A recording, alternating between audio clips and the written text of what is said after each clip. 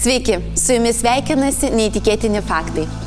Austrų pilotas Frederikas Valentichas vieno skrydžio metu dingo.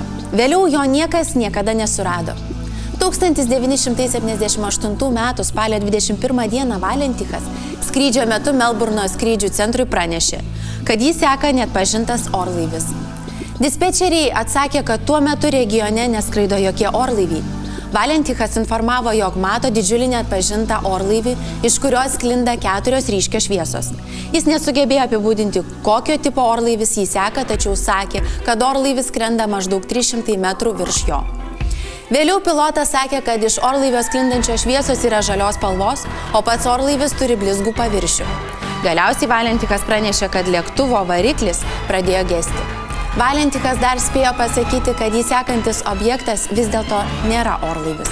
Po šių žodžių skrydžių centras išgirdo keistą metalo barškėsio triukšmą.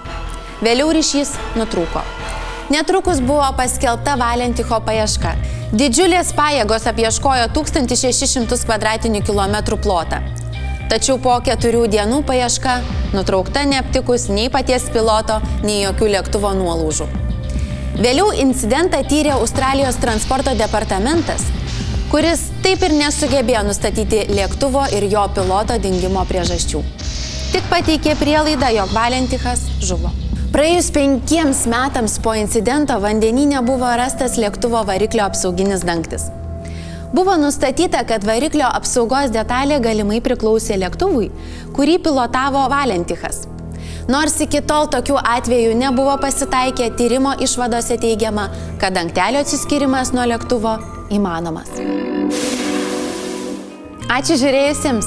Visas neįtikėtinų faktų laidas rasite internetinėje televizijoje betabu.tv. Taip pat kviečiame mus sekti Facebook'e.